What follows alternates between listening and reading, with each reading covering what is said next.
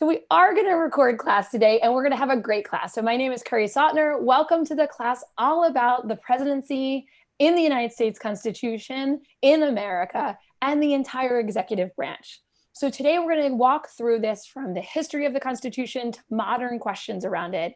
And we're joined by one of our top scholars, Nicholas Mosvick. I'm going to say your full name today, Nick, and be really official. Nick, would you like to introduce yourself? Yes, I'm Nick Mosvick, and I'm one of our senior fellows in constitutional content at the National Constitution Center, and I have a PhD in American history and a law degree, so I am a constitutional historian. So Nick, we have about 35 minutes to walk through kind of the entire Constitution and American history. So we're going to be speed jumping through this, but we broke it down into three big categories this week. We wanted to review the Constitution and do a really strong Constitution check and say, where is the presidency in the Constitution? Then, and where's the power of the presidency in the Constitution? Then dive into the founding story and focus on the constitutional conventions and the debates and worries that the founding fathers had when they were spelling out Article 2 of the Constitution, which is the presidency and the executive branch. And then third part, which I know everybody wants to know more about, is the test of presidential power. People were asking us before class started about what is an executive order and where is the power behind it. And I know it depends on which one, but these are the three big parts. So I have lots of questions for you that came from our students and came from some of our educators as well. What's the job of the president? What are those questions around how they built it in the founding era? And then what are the modern debates around it? So Nick, are you ready to jump in with the Constitution? Sure. Okay, I'm going to do one thing. Do you want to start with just one of those, or did you want to go next? Okay. I want to go next, but one thing I want to let everybody know, we are going to test out a poll today. So I will be polling the audience at times. So get ready. I'm going to be polling you with some quiz questions. So looking at the Constitution, can you kind of give us the structural layout of the Constitution? Because when we talk about the presidency, we can't talk about the presidency without talking about the other two branches. So can you kind of walk us through just a 101 of Article 1, 2, and 3 and how they work together? Yeah, it's worth reminding what we've gone over in some of our previous classes, especially Constitutional 101, but it's something we're going to get to when we talk about separation of powers and the clash or battle of the branches, which is Curry mentioned, the interaction between branches themselves is rather important. And so we have Article 1, Article 2, and Article 3. As you see here, right, that's our basic breakdown of the three branches as we know them. The legislative branch, that's Article 1, that creates Congress, both the House and the Senate. The executive branch, that's Article 2, which is what we're talking about today. And then Article 3 creates the federal court system and the Supreme Court, that's the judicial branch. As we'll see, those interactions matter. The reason we want to talk about all three of those is that while Article 2 is primarily the text that talks about creating the presidency, there are powers of the president within Article 1 and Article 3. Now, we'll talk more about this again when we do battles of branches, because we'll talk about what we call checks and balances, sort of the notion that the president has a bit of a hand in both the legislative process and the judiciary, right? For instance, with the judiciary, we'll talk about appointments and the fact that the president, as we're talking about right now at this very moment, has the power to nominate people to be appointed to the Supreme Court or other federal courts, as well as other executive officers, right? And then so Nick, that gets us to the legislative branch, right? Yeah. I was going to say, do you want to walk through the roles of the president and like highlight them? Because I think this is, there's a lot. Let's start with the very basic role, right? Yeah, because you have it right there. The vesting clause is the next thing I was going to talk about, because that's in all three branches. And it's worth remembering that, right?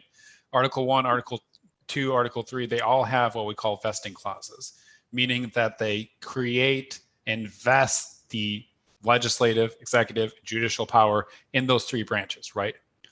That's important because it means for the president, we derive the executive power itself from the fact that it's vested in a single president, right?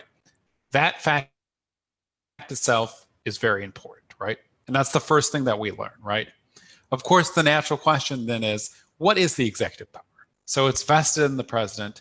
We have a single president, what power, therefore, is invested in? That's actually a lot of what we're going to be talking about today, because that is one of the most important questions that we deal with the presidency. Is he has this power vested in him. What does that mean by that? What duties does it create as well? It's not just power, but what duties does that create? We'll see that with some of the other text, right? So Curry here is named some of the other parts of Article 2 that are important. We've already talked about the selection of the president through the Electoral College of some of our previous classes.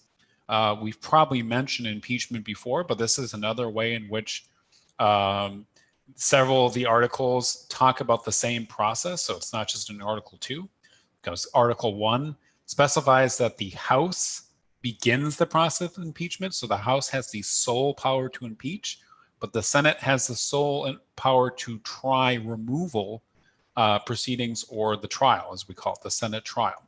Meaning that if a president is impeached, then it goes to the Senate, who conducts the trial. The Chief Justice of the Supreme Court presides. That's all in Article 1, right? And they're required a 2/3 majority to convict. That's all there, right?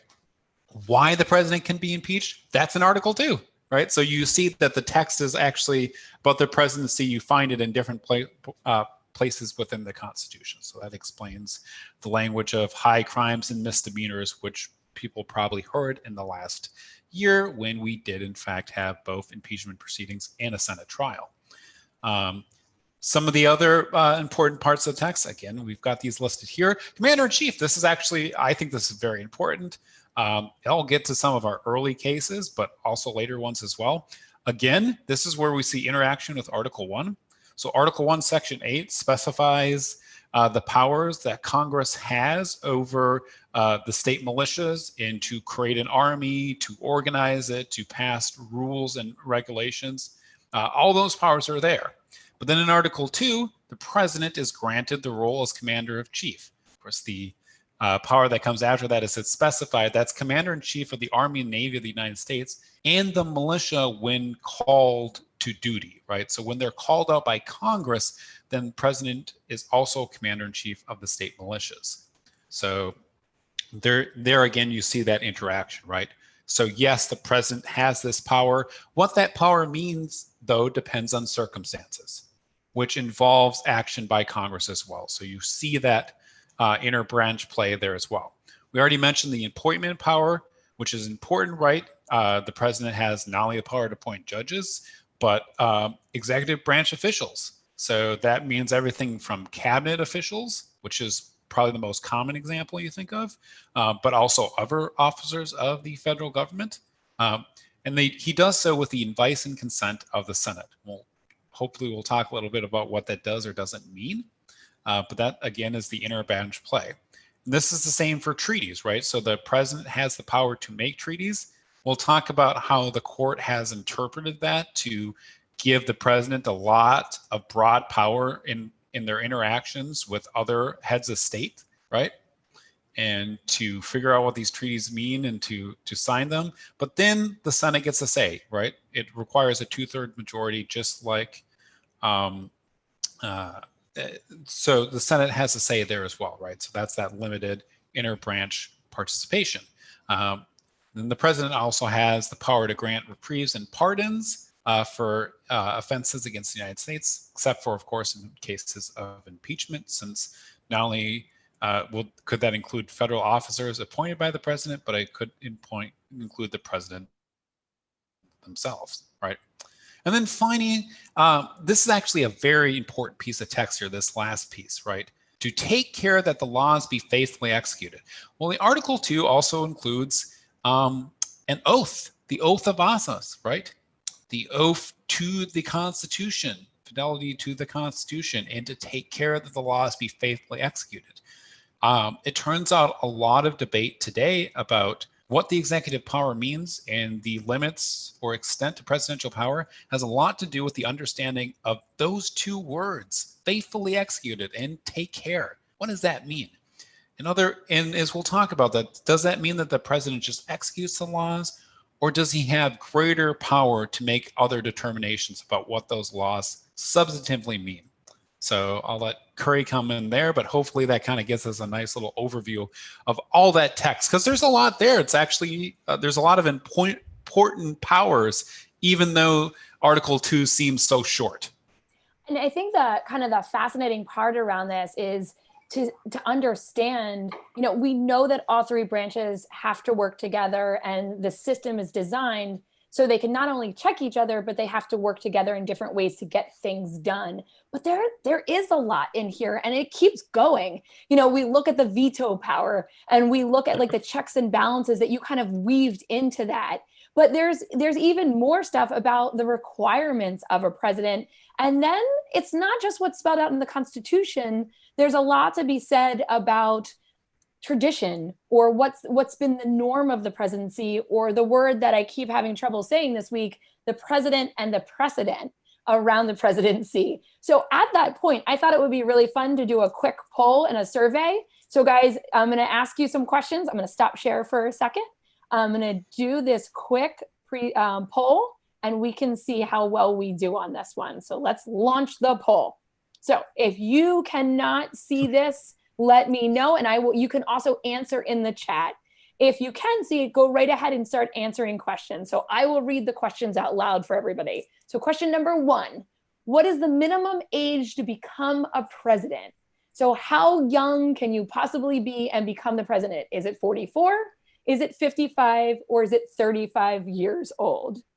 Second question, in the early days, most presidents only served 2 terms in office. Which president set this precedent? And that means the tradition, the norm. Was it Jefferson? Was it Adams? Or was it Washington? Third question. This group is super smart today. Third question is, which president broke it? So that 2 terms and you're out. Who broke it? Was it Andrew Jackson, Woodrow Wilson, or Franklin Delano Roosevelt? For 3 options. And question number 4, and Nick, I'm going to have you answer these correctly for everybody. Which amendment wrote George Washington's 2-term precedent, and you can change your answer if you need to, into the Constitution? Was it the 22nd Amendment or the 25th Amendment? I'll give you guys 1 more second to vote. You can keep voting as we go through, because I think it's fun to watch the poll change. And let's see if I can do a screen share on the actual poll and watch this go through, because in that way, everybody who's watching on YouTube can see the poll as well. I'm trying to get even more techie as my week goes on. So now it's your turn, Nick, to give us the final answer. So what is the minimum age to become the president? 35. 35. And of course, part of that is one also has to be a naturally born citizen of the United States, which is also important language, but you have to be 35. 35, natural born citizen of the United States. Thank you for adding that. Second question, in the early days, that was the easiest way I could say, like the beginning of our republic, most presidents only served 2 terms in office. Which president set this precedent? Was it Jefferson, Adams, or George Washington? Well, I think we're going to talk a lot about him, because it's going to be necessary to explain exactly how many of these precedents were created by George Washington, precisely because the framers of the Constitution readily assumed that the first president, no matter how they constructed the presidency, was going to be George Washington. So in many ways, the presidency itself was designed with him in mind. He set this precedent, thinking it was very important to not only have a peaceful transfer of power, but to not be president for life, essentially, right? That was actually really important. He also didn't want to be president a 3rd time. We should also, we can note that. He was tired. He was done with it. He was ready to go home. I'm just checking now. Can you guys see the poll now that I screen shared it? Just checking to see. No. Milo, you can't? Sorry about that. That's so weird. Okay, I'll keep. You're zoomed in, yeah. I'm zoomed in. That's annoying. Okay, well, I'm going to stop zooming me in then. So I'll keep reading the questions, and then you can answer in the chat as well. So question number 3, which president broke it? So was it Andrew Jackson that broke it, Woodrow Wilson, or FDR? Which president? And I'm laughing at the. I have to laugh at the options. Thank you. Almost feel bad for Andrew Jackson. Andrew Jackson did not try to run for a third term. Maybe people would have thought he would have, but he handpicked his successor, Martin Van Buren, so that worked out for him. But it was FDR. It was Franklin Delano Roosevelt. He ran for a third term in 1940 after World War II had begun. I essentially claimed that because of the crisis existing, he therefore could break the precedent. And then he, in fact, ran for a fourth term while he seemed to have been aware of the fact that he had a terminal diagnosis. There's been a lot of talk of that lately, of historians talking about FDR's knowledge of his own health conditions when he ran for a fourth term. And therefore, that answers the final question, which is, it was after all that the 22nd Amendment was passed and ratified in 1951. So the question is, to deal with this. Yeah. So Yep. which amendment makes the two terms the limit? And Nick just said it was the 22nd Amendment, just so everybody sees it. The other option was the 25th Amendment. So real quick, can you tell them what the 25th Amendment is? Well, it's important too, right? Yeah, so the 22nd is important because we have to get Washington's precedent into the Constitution. Apparently, we had to learn, we have to say that in text. What is the 25th Amendment? Well, it's kind of related to what I was just talking about, right? This problem of presidential health. And you put Woodrow Wilson in there. Well, Woodrow Wilson had a stroke in 1919 during negotiations over the League of Nations and was essentially incapacitated for the rest of the time that he was president. And Eisenhower had a stroke and a heart attack while he was president, had to make an agreement with Vice President Nixon secretly to be able to temporarily transition power to make sure that, well, the nation would be protected from any potential nuclear attack from Russia. And that, all those situations, plus the assassination of JFK, all these things led Congress to think we need an amendment to deal with this problem of incapacitation. That was the big problem, right? What happens if the president either temporary or maybe permanently is incapacitated or, of course, killed, right? We need to put this in writing. Now, it goes back to 1841 because William Henry Harrison was the first president to die in office. He died a month after swearing the oath and entering office in April 1841. John Tyler took over as vice president. There was actually a constitutional controversy of whether or not he actually assumed the powers of the presidency or just took over in a different way, right? In other words, does the vice president actually become vice president or president, or are they just vice president who is temporarily sitting in the office? Tyler said he was president, and he acted and took the oath as such. And that set a precedent for a long time, but it was not a constitutional precedent, right? It wasn't in the text. That was just what Tyler decided. So when Lincoln was killed, when Garfield was killed, when McKinley was killed, that's the precedent that had been set. So it took a very long time for there to be an amendment to actually deal with this problem, and it required all those 20th century examples I threw out there, right? To say, okay, we need an actual answer, especially what if it's temporary? What if the president doesn't tell the public? Then what do we do?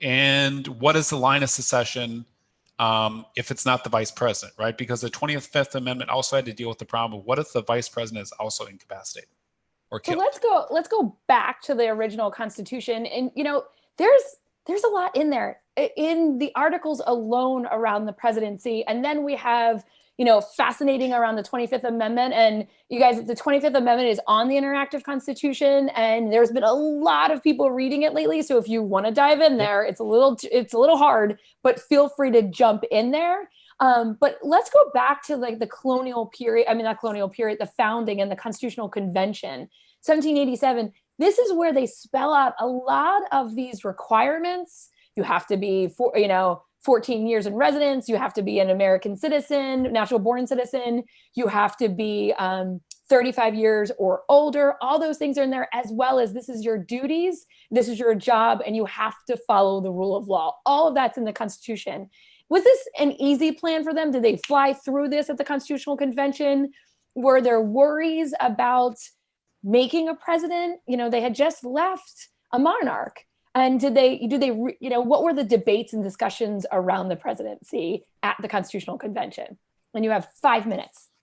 Yeah, I think the question sets it up, right? Which is, this is one of the most complicated and drawn out discussions from May to September in 1787.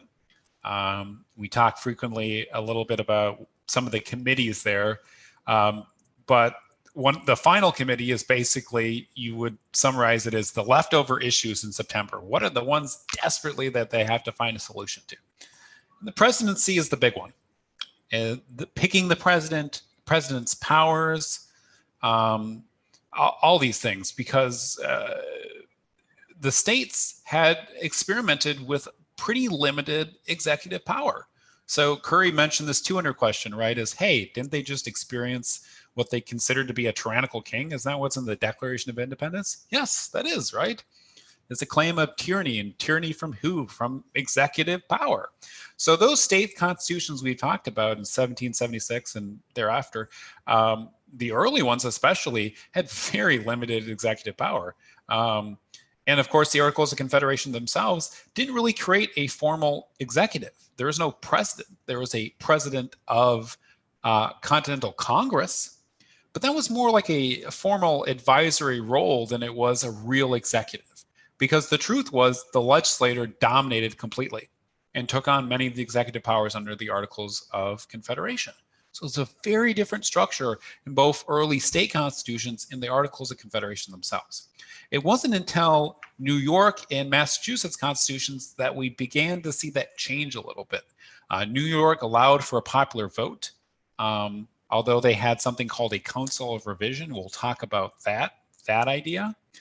And Massachusetts allowed for limited veto, which is essentially what we'll see in the Constitution in Article 2 as well, right? That's actually in Article 1, but a limited veto, meaning the president can't just veto everything, and that power is an absolute. What is an absolute veto? Well, that's what the king had against Parliament for a long time. That means he can veto anything and everything, and there's no, that's the end of it. A limited veto, of course, in our system means that Congress can come back and override that veto by a 2/3 majority.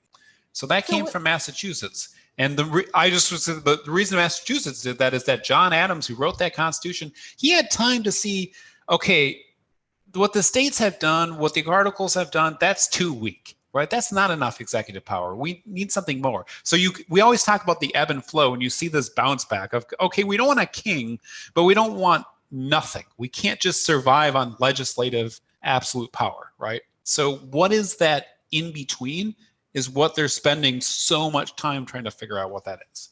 So the question in the chat we're all debating is, was it one person or was it 3 people? What were some of the ideas? Yeah, so I mean, that's part of it too, right? Is we now are very used to the unitary executive. But of course, that while there were plenty of proponents like James Wilson and Alexander Hamilton, there were a lot of framers who thought, why don't we have a Council of Revision? That's something I brought up. This was a popular idea. The idea here, and Madison brought it up in the Virginia plan. That first plan offered by Madison, he showed up with it in May. And in the Virginia plan, part of that was to have a Council of Revision. The idea here would be the Supreme Court, some justices would be on it, other members of the government would be on it.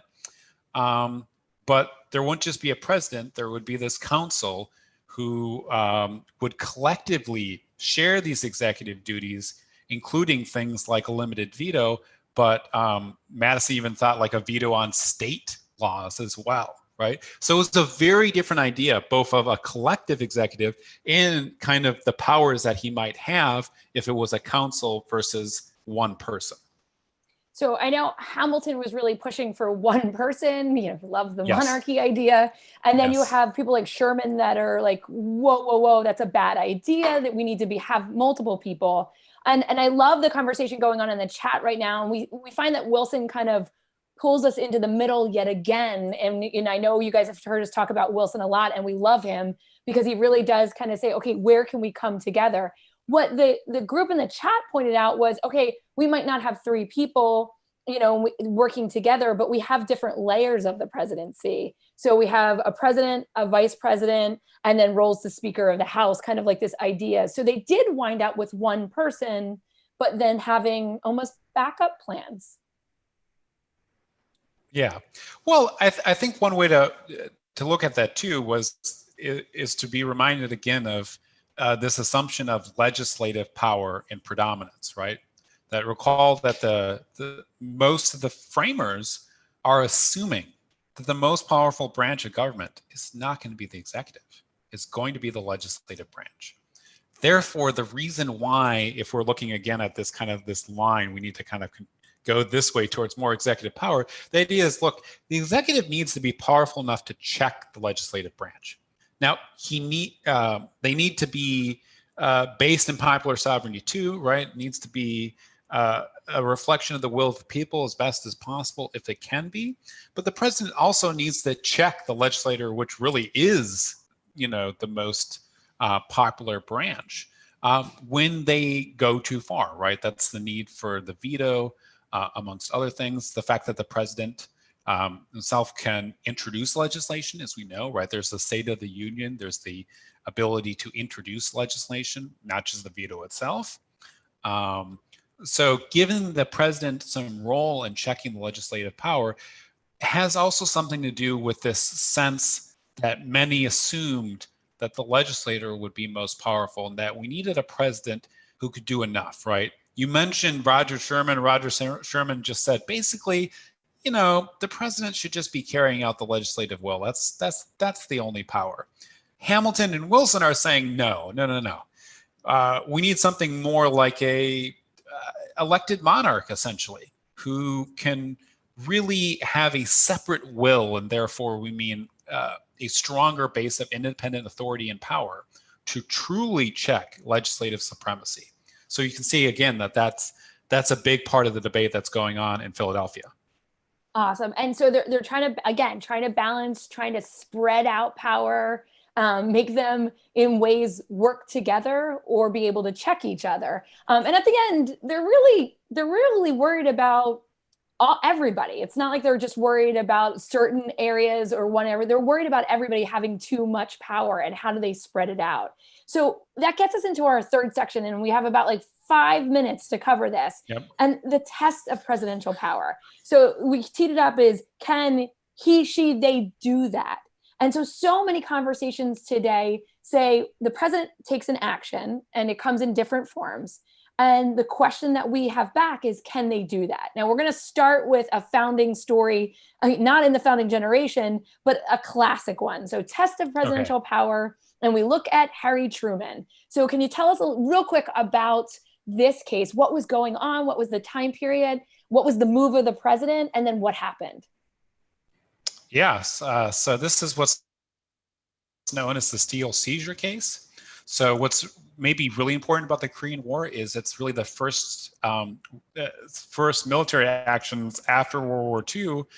And it's the arrival of the dawn of non-declared war. So it's considered an executive military action. There's no declaration of war that ever exists. Essentially, what happens with the Korean War is that President Truman sends in troops on the basis of protecting an ally. What ally is that? Well, it's Korea, and what becomes South Korea is our ally, and therefore they're under attack by North Korea and then later Chinese troops. Therefore, that was the basis for sending it in, is a defensive operation. So it's an undeclared war. And Truman is very concerned about having enough war material to continue to support these operations. And he's very concerned about these strikes at steel mills. And there is actually some statutory authority that exists for dealing with the problem of strikes. Truman doesn't use any of that. What Truman simply does is order his Secretary of Labor to seize the steel mills and to essentially force work to continue. And he does so on the basis of saying, look, we need this material to fight the war. I'm Commander-in-Chief. Therefore, under my executive power that I have independently under Article 2, I can do this because we need this in order to do this fight, right? It was necessary. That was his claim. So that's the basis of the steel seizure case. From there we can go into the opinions. Well, Do we want to do that? they're jumping into it. So we have a couple but with like question marks. And guys, remember, we can always say maybe. There's a debate though. There is a debate. Yeah. And then a few students said, no, he cannot. So I think it's kind of interesting. It's you gave us the facts. It's an undeclared war. However, the power that the president is calling on is, Truman says, I'm using my commander-in-chief power. I'm looking at Article 2. So that's kind of the rule and the big takeaway we want you. Every time you ask yourself, can the president do that? Either in history or in the next 4 years, the next 10 years, the next 50 years, whatever it is, you want to look back to the Constitution, do a check and say, where does the power source of the president come from? And now we have another student that says no. So go ahead, what happened? Was he able to do that? Could he seize the steel mill to be able to fight the war effort? And it was an undeclared war. Yeah, so by a 6-3 margin, the Supreme Court said no. And Truman was surprised because he had put many of these justices on the Supreme Court. Many of them were his friends. So he was surprised by that, although at least one of his friends was among the dissenters. We'll get to that. But there's 3 major opinions in the case.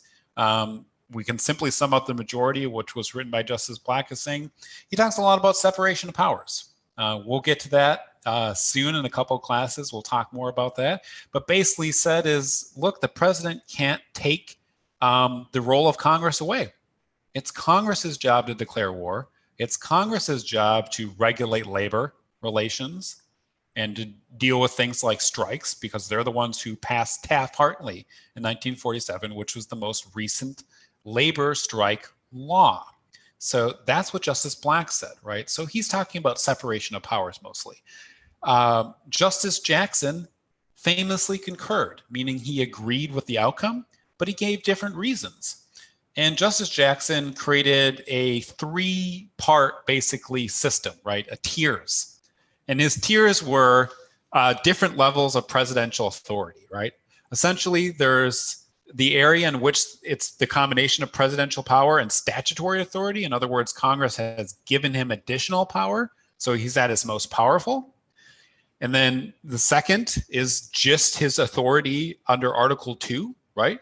Just the presidential authority, which is what Truman seemed to think he was doing. And then there's the third area, right? Which is what happens when Congress said no as well, right? Or gave a different basis of authority. They did something else. They disapproved of it. That would be the lowest level, right? And so Jackson is noted here, right? There's that zone of twilight. He created this tiered system. We talk about it because Jackson's ideas are the ones that lasted the longest. They become the most influential over time. This idea that it actually really matters to what Congress does. It's not just about separation of power, it's about congressional action or inaction. And if Congress created this statutory authority, which I noted Taft-Hartley that exists to deal with labor strikes, the president can't just act to ignore that, right? Or in contra to it, right? He can't do that. And then finally, as I noted, there is a dissent. Fred Vinson, who was the Chief Justice at the time, dissents and talks much about the emergency needs, right? The facts of the situation, right? I noted all the things that are going on in the Korean War. Well, it's Vinson's opinion that most talks about the war itself in the what he believes are reasonable reasons to believe the president's declaration essentially of an emergency and a need to have this war material, and that therefore the judiciary should defer to the claims and needs of the president in this action in this area. That's interesting. So basically the dissent said, because it's such a unique moment and it's in the middle of a war, that you should allow the president to do that. That's a fascinating thing. And we always read the dissents because they can really help us understand all perspectives around the decision. So we have 2 things real quick to do. We're gonna wrap up with some takeaways of how to say, can the president do that? May the president do that? Where does the power come from? And the two big kind of, ways to answer this, because I think this is the fun part about learning about the presidency. You learn about where does it come from, how is it spelled out in the Constitution, and then how it's defined over time by the actions of the president that create precedent. Fun words to say together. And then you now have like a way and kind of a plan and a formula to use, just like the Supreme Court does, to look at presidential actions or executive orders and say, can the president do that? Because remember, guys, we're we the people, and we have a big role to play in this too. So can you quickly walk them through kind of these two big bullets? And then I have one final question from Mrs. Cunningham's class that I want to ask too. Yeah, thinking about these two things is in terms of, as Kerry suggested, right? This, asking these questions collectively, right? Putting them together. It describes what the Supreme Court usually does, right? Is that they end up asking these two questions. So when you hear about executive power at the Supreme Court level or major cases, that's often what you're also going to hear about, right? Is, in other words, if you ask the first question, where does the power come from? And the answer is, we can't find it. Well, you don't need to get to the second part, right? So first part's pretty important, right? You have to find a basis for it. And I mentioned there's a lot of broad text in Article 2 that there is a lot of dispute over the meaning of. And then you get to the second part, which is, yes, the president might be able to find authority, but what if he violates other constitutional provisions or rights? Can he do that, right? And that's very important as well, right? That would, for instance, describe a lot of the cases from the 2000s that dealt with the Iraq War and extradition and Guantanamo Bay, right, for instance. Cases that are very much still with us that have a lot to do with the boundaries we're talking about between executive power and other areas of the other branches, right? And Kerry just showed you a list of a bunch of cases we didn't get to. I know. I just wanted to say, like, you could play that game, the 2-question game, with these if you want to pretend you're a Supreme Court justice.